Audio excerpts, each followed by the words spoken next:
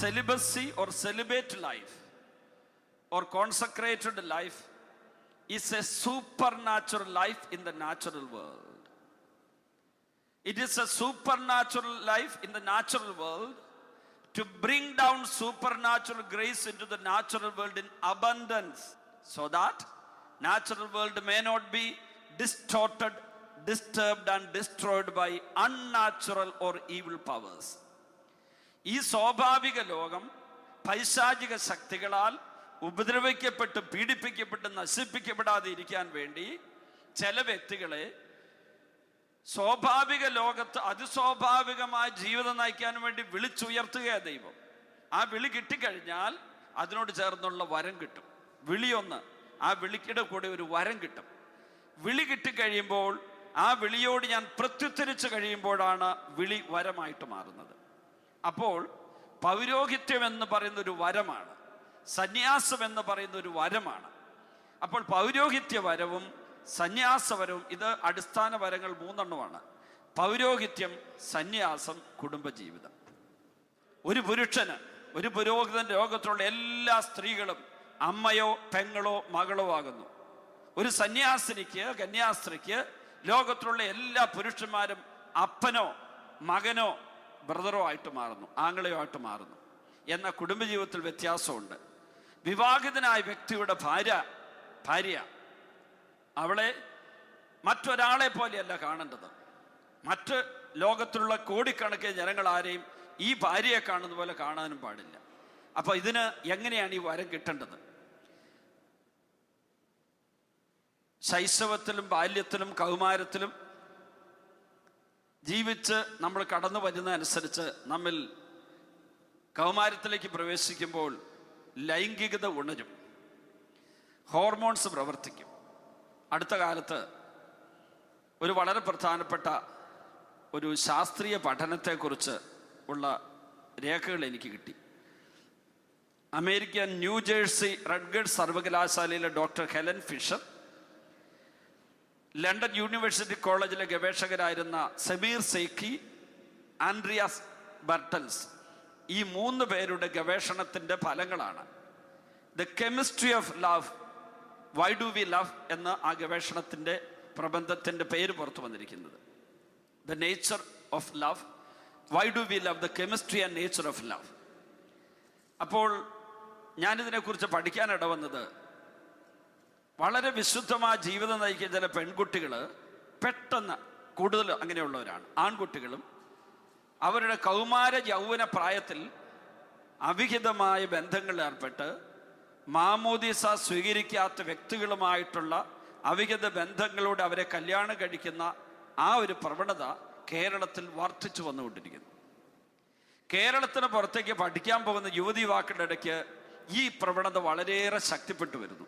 അപ്പോഴാണ് ഞാനിതിനെക്കുറിച്ച് കൂടുതൽ പഠിച്ചത്. അപ്പോഴേ എനിക്കിതിൻ്റെ കാര്യങ്ങൾ വെളിപ്പെട്ട് മനസ്സിലാക്കി, ഗവേഷണത്തിൻ്റെ ഫലങ്ങൾ.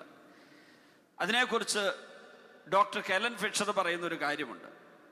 ഘടകങ്ങൾ, അമൈൻസ് എന്ന് പറയുന്ന രാസഘടകങ്ങളിൽ അല്ലെങ്കിൽ ഹോർമോൺസിൽ പെട്ട ഒരു ഗ്രൂപ്പാണ്. അതിൽ ഡോപ്പമൈൻ എന്ന് പറയുന്ന വില്ലനാണ് ഈ പണിക്കെല്ലാം കാരണം. ഇത് എന്തിനു വേണ്ടി നൽകുന്നതാണ്?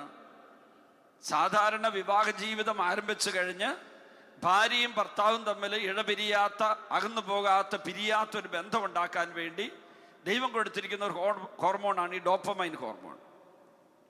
ഈ ഹോർമോൺ സാധാരണഗതിയിൽ ഉണർന്നു തുടങ്ങിയാൽ 3 മാസം മുതൽ 6 വർഷം വരെ അതിങ്ങനെ നന്നായിട്ട് നമ്മിൽ വർദ്ധിച്ചുകൊണ്ടിരിക്കും.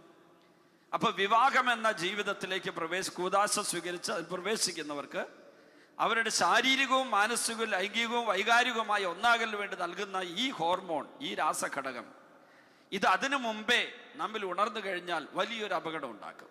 അത് ആരിലാണെങ്കിലും, വൈദികരിലാണെങ്കിലും സിസ്റ്റേഴ്സിലാണെങ്കിലും അൽമാരിലാണെങ്കിലും പ്രശ്നം ഉണ്ടാക്കും. ഒരു വൈദികന് ആയിരുന്ന ആള്, ഞാൻ ഈ ക്ലാസ് എടുത്തു കഴിഞ്ഞപ്പോൾ പൗരോഹിത്യം ഉപേക്ഷിച്ച് പോയ ആളാണ്. ഇതിനെക്കുറിച്ച് മുരുങ്ങൂര് പ്രസംഗിച്ചെല്ലാം കഴിഞ്ഞപ്പോഴേക്കും എൻ്റെ അടുത്ത് വന്നിട്ടൊരു കാര്യം പറഞ്ഞു. അദ്ദേഹം പറഞ്ഞത് ഇതാണ്: അച്ഛനെ പറഞ്ഞ് 100% സത്യം.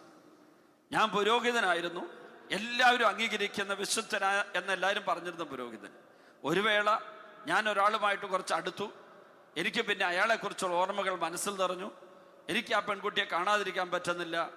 എൻ്റെ പൗരോഹിത്യം, മാതാപിതാക്കൾ, സഹോദരങ്ങൾ എൻ്റെ അധികാരികൾ, എൻ്റെ ദൗത്യം, എൻ്റെ ശുശ്രൂഷ എല്ലാം ഞാൻ മറന്നു. എങ്ങനെയാണ് സംഭവിക്കാന്നറിയാമോ? ഈ ഡോപ്പമൈൻ എന്ന ഹോർമോൺ ഉണർന്നു കഴിഞ്ഞാൽ മദ്യപാനികൾ, മദ്യത്തിന് അടിമകളായർക്കുണ്ടാകുന്ന അനുഭവമായി ഇത് ബന്ധപ്പെട്ട് കിടക്കുക. ഡോക്ടർ ഹെലൻ ഫിഷറും ഡോക്ടർ ആൻഡ്രിയാസ് ബെർട്ടൽസും ഡോക്ടർ സമീർ സെയ്ക്കിയും പറയുന്നതെല്ലാം ഒറ്റ കാര്യം തന്നെയാണ്. അവർ പറയുന്നു, ഈ ഹോർമോൺ ഉണർന്നു കഴിഞ്ഞാലുള്ള കുഴപ്പം, അതെങ്ങനെ ഉണരുന്നുണ്ട് പറഞ്ഞിട്ടുണ്ട്. ഇത് ഉണർന്നു കഴിഞ്ഞാലുള്ള കുഴപ്പം എന്താണെന്ന് ചോദിച്ചാൽ, മദ്യപാനമൊക്കെ നിർത്തി ഇനി കുടിക്കില്ലെന്ന് തീരുമാനം എടുത്തു. അത് കഴിഞ്ഞ് അവർ ഒരു കുപ്പി മദ്യം കണ്ടു, അല്ലെ മദ്യത്തിൻ്റെ കുപ്പി ആരെങ്കിലും കഴിക്കുന്നത് കണ്ടു. മദ്യത്തിൻ്റെ മണമടിക്കുമ്പോൾ പെട്ടെന്ന് തലച്ചോറിൽ ഒരു പ്രത്യേക ഹോർമോൺ ഉണർന്നു കഴിഞ്ഞാൽ ബാക്കിയുള്ള നോർമലായി ചിന്തിക്കാൻ കാരണമാകും തലച്ചോറിൻ്റെ ബാക്കി ഭാഗം എല്ലാം അങ്ങ് നിർവീര്യമായി പോകും. എന്ന് പറഞ്ഞാൽ ഡോർമൻ്റ് ആകും, അല്ലെങ്കിൽ പണിമുടക്കും, അവർ ഇനാക്റ്റീവ് ആകും. അപ്പോൾ ധാർമ്മികമായ ചിന്ത, ആത്മീയമായ ചിന്ത, മതപരമായ ചിന്ത, കുടുംബപരമായ ചിന്തകളെല്ലാം അവർക്കും നഷ്ടപ്പെട്ടു പോകും. പിന്നെ തലച്ചോറിൽ ഈ ഒരു ഹോർമോൺ മാത്രം കിടന്ന് കളിക്കും. അതേ വിധത്തിലാണ് ഡോപ്പമൈൻ ഹോർമോൺ പ്രവർത്തിക്കുക. ഒരു പെൺകുട്ടിയിലേക്ക് ഒരു ആൺകുട്ടിയുടെ മനസ്സ് തിരിഞ്ഞാൽ, ഒരു ആൺകുട്ടിയിലേക്ക് ഒരു പെൺകുട്ടിയുടെ മനസ്സ് തിരിഞ്ഞാൽ, മതമോ ജാതിയോ ദൈവമോ മാമുദിസായോ വിവാഹോദാശോ ഒന്നും ഒരു പ്രശ്നമല്ല. കാരണം അങ്ങനെ ചിന്തിക്കാനുള്ള തലച്ചോറിൻ്റെ കോശങ്ങളെല്ലാം ഇപ്പോൾ ഇനാക്റ്റീവാണ്, പണിമുടക്കിയിരിക്കുക. അത് കഴിഞ്ഞ് ഡോപ്പമൈൻ ഹോർമോണിൻ്റെ ഉണർവങ്ങ് തീരും. മാക്സിമം 6 വർഷം. ഈ ഡോപ്പമൈൻ ഹോർമോൺ ഇല്ലാതായി കഴിഞ്ഞാൽ പിന്നെ അവർക്ക് പെട്ടെന്ന് കണ്ണു തുറക്കും. അപ്പോഴേക്കും നഷ്ടപ്പെടേണ്ടതെല്ലാം നഷ്ടപ്പെട്ടു. ഇനി ഒന്നും നഷ്ടപ്പെടാനില്ല. എല്ലാം നഷ്ടപ്പെട്ട അവസ്ഥയിൽ പെട്ടെന്ന് ഡിപ്രഷനിലേക്ക് വരും, ഫ്രസ്ട്രേഷനിലേക്ക് വരും, കൺഫ്യൂഷൻ ഉണ്ടാകും. ജീവിത പങ്കാളി ആയിത്തീർന്ന വ്യക്തിയോടോ അല്ലെങ്കിൽ ആ വ്യക്തിയോടുള്ള വെറുപ്പ് വരും. ഇത് പലരെയും നശിപ്പിച്ചുകൊണ്ടിരിക്കുക.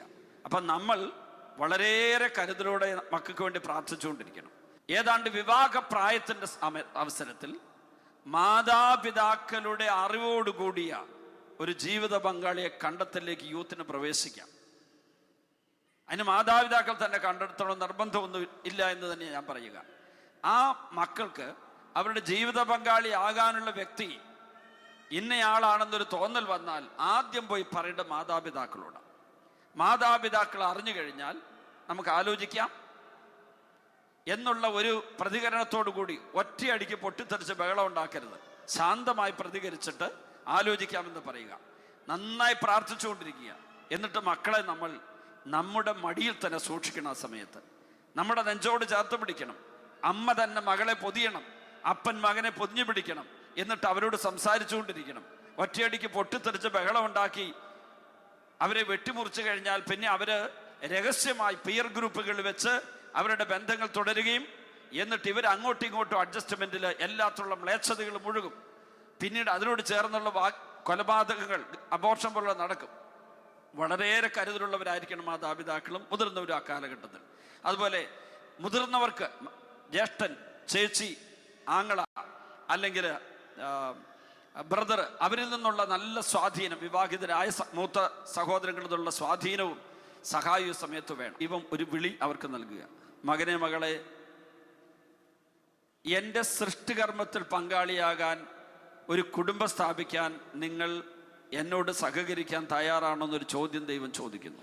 പ്രിയപ്പെട്ടവരെ, ആ വിളിക്ക് ദമ്പതികൾ പ്രത്യുത്തരം കൊടുക്കുമ്പോൾ എന്താണാവോ ചെയ്യേണ്ടതെന്നാണ് ആദ്യത്തെ ചോദ്യം. എൻ്റെ സൃഷ്ടികർമ്മം തുടരാൻ, ഒരു കുടുംബം സ്ഥാപിക്കാൻ നിങ്ങൾ തയ്യാറാണോ എന്നുള്ള ദൈവത്തിൻ്റെ വിളി കേൾക്കുന്ന ഈ ചെറുപ്പക്കാര് പരിശുദ്ധ കന്യകാമറിയം ചോദിച്ച പോലെ ചോദിക്കണം. ഞാൻ പുരുഷനെ അറിയുന്നില്ല, ഞാൻ എന്താണ് ചെയ്യേണ്ടത്? ഞാൻ പുരുഷനെ അറിയുന്നില്ലല്ലോ, ഇത് എങ്ങനെ സംഭവിക്കും? ചോദ്യത്തിന്റെ ആ ധ്വനി എന്താണെന്നറിയാമോ? We are not married. What do mean by that? Explanation ചോദിച്ചതാ, സംശയം പ്രകടിപ്പിച്ചതല്ല, സക്കറിയ പറഞ്ഞ പോലെ പറഞ്ഞതല്ല. What shall we do for that? ദൈവപുത്രന്റെ അമ്മയാകാൻ വേണ്ടി എന്ത് ചെയ്യണമെന്നുള്ള ചോദ്യത്തിന് പ്രത്യുത്തരം പരിശുദ്ധാത്മാവ് മാലാഖ വഴി കൊടുത്തു. പരിശുദ്ധാത്മാവാണ് അത്ഭുതം പ്രവർത്തിക്കുക എന്നുള്ള വെളിപാട് കിട്ടിയ ഉടനെ മറിയം തലകുനിച്ച് പറഞ്ഞു, ഇതാ കർത്താവിൻ്റെ ദാസി, ബിഹോൾഡ് ദ ഹാൻഡ് മെയ്ഡ്. അപ്പൊ ഒരു മഹാത്ഭുതം അവിടെ നടന്നു. അതാണ് ഈ കുടുംബജീവിതത്തിൽ നടക്കുക. ഇതാ ഈ ചെറുപ്പക്കാരെ ദൈവം വിളിക്കുന്നു, വരിക. അവരെ ദൈവാലയത്തിൽ ദൈവം കൊണ്ടുവരിക. എന്താ ദൈവാലയത്തിലേക്ക് വരാൻ കാരണം? ദൈവമക്കളെ കൂദാശകൾ വഴി, പ്രാർത്ഥന വഴി, തിരുവചനം വഴി വിശുദ്ധീകരിക്കാൻ വേണ്ടി ദൈവം വിശുദ്ധീകരിച്ച് മാറ്റിവെച്ച സ്ഥലമാണ് ദൈവാലയം. Church is a consecrated place where the people of God are getting consecrated through the sacraments, prayer and word of God. വേറെ ഒരിടവും അതിന് സമാനമായിട്ടും ഇല്ല. കുടുംബം ഒരു ദൈവാലയമായി മാറണമെങ്കിൽ ഈ കുടുംബജീവിതം ആരംഭിക്കുന്നതും ദൈവാലയത്തിൽ വെച്ചായിരിക്കണം. കുടുംബജീവിതം ഒരു ബലിജീവിതമാണ്. ഒരു പക്ഷേ പുരോഹിതനായ എന്നേക്കാൾ വലിയൊരു ബലിജീവിതമായിരിക്കാം നിങ്ങളുടേത്. 3 ജീവിതാന്തസ്സിൽ ഏതാ വലുത് ചെറുതെന്ന് ചിന്തിക്കേണ്ട. എനിക്ക് പൗരോഹിത്യം ഏറ്റവും വലുത്, സിസ്റ്റേഴ്സിന് സന്യാസം ഏറ്റവും വലുത്, കുടുംബജീവക്കാർക്ക് അതാണ് ഏറ്റവും വലുത്. ഇക്കരെ നിൽക്കുമ്പോൾ അക്കരെ പച്ച ആരും ചിന്തിക്കരുത്. എല്ലായിടത്തും അതിൻ്റെതായ ബുദ്ധിമുട്ടുകളുണ്ട്, അതിൻ്റെതായ നന്മകളുണ്ട്. കമ്പാരിസൺ ഇവിടെ ആവശ്യമില്ല. ദൈവവിളിയാണ് ഓരോന്നിനും തീരുമാനിക്കുക. എന്നിട്ട് ദൈവാലയത്തിൽ വന്ന വ്യക്തി ബലിപീഠത്തിൽ നിൽക്കുക, ബലിജീവിതം ആരംഭിക്കാൻ പോവുക. It is not a simple life of merry making, it is a life of sacrifice. That is why we are standing right in front of the altar. അത് കഴിഞ്ഞിട്ട് അവിടെ ഒരു ബൈബിൾ ഇരിപ്പുണ്ട്. അതിനർത്ഥം എന്താ? നിങ്ങൾ ലോകത്തിന്റെ പാഴ്വചനത്തിന്റെ അടിസ്ഥാനത്തിലല്ല ഇവിടെ വന്നിരിക്കുക, ദൈവവചനത്തിന്റെ അടിസ്ഥാനത്തിലാണ്. ഉൽപ്പത്തി 2:18 ചേർന്ന ഇണയെ ഞാൻ നൽകുമെന്നുള്ള ദൈവത്തിന്റെ തിരുമൊഴിയുടെ അടിസ്ഥാനത്തിലാണ് നിങ്ങൾ ഈ ദൈവാലയത്തിലെത്തിയിരിക്കുക.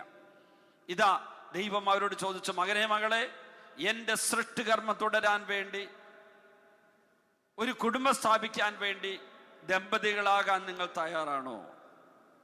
2 പേരും ഒരുമിച്ച് പറഞ്ഞു, ഞങ്ങൾ തയ്യാറാണ്. തയ്യാറാണെന്ന് പറഞ്ഞ നിമിഷം ഒരു വലിയ അത്ഭുതം നടന്നു. ആ പുരുഷൻ അവിടെ നിന്ന് അപ്രത്യക്ഷനായി, ആ സ്ത്രീ അവിടെ നിന്ന് അപ്രത്യക്ഷയായി. ആ പുരുഷൻ ഭർത്താവായി മാറി, ആ സ്ത്രീ ഭാര്യയായി മാറി. പ്രിയ ദൈവമക്കളെ, ഒരു കാര്യം അറിഞ്ഞുകൊള്ളുക. ചീഞ്ഞ് നാശത്തിലേക്ക് നീങ്ങിക്കൊണ്ടിരിക്കുന്ന ഒരു സംസ്കാരത്തിന്റെ അടിസ്ഥാന ചിന്ത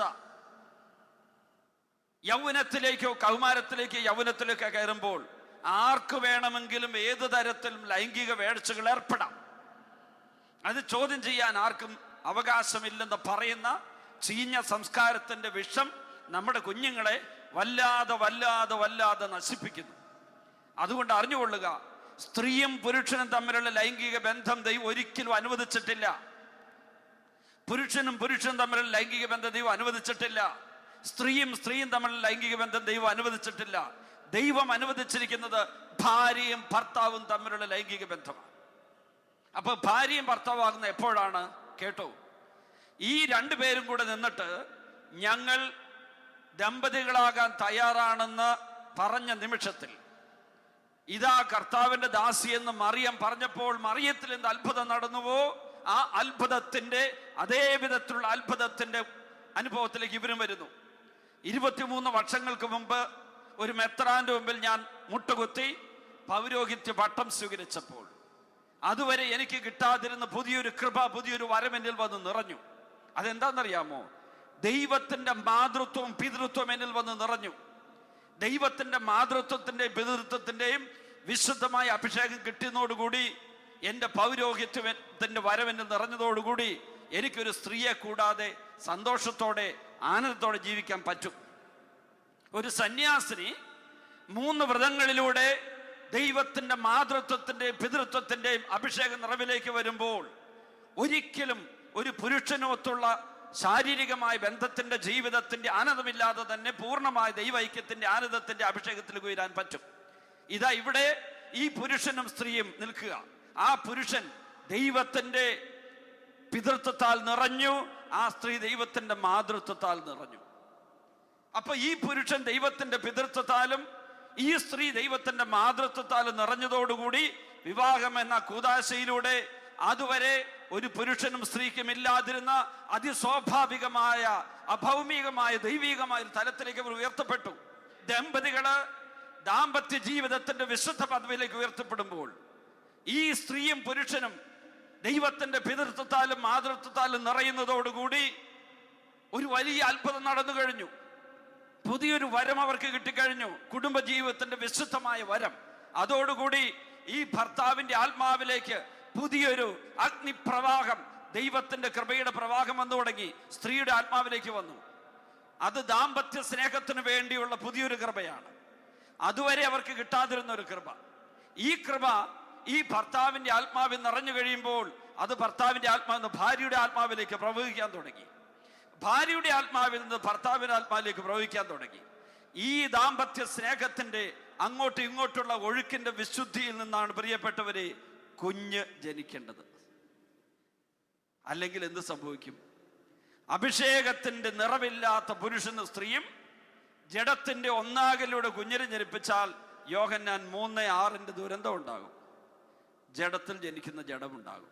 ഞാൻ ഈ ഒരു കുടുംബജീവിതത്തിൻ്റെ വിശുദ്ധിയെക്കുറിച്ച് ഇത്രമാത്രം ഒന്നിനു കൊടുക്കാൻ കാരണം, ഞാൻ ഇത്രയും കാലം ശുശ്രൂഷ ചെയ്തിട്ട് മനസ്സിലാക്കിയത് തകർന്നു പോയ ദമ്പതികളുടെ ജീവിതത്തിൽ ഉണ്ടാകുന്ന കുഞ്ഞുങ്ങൾ തകർന്നവരാണ്.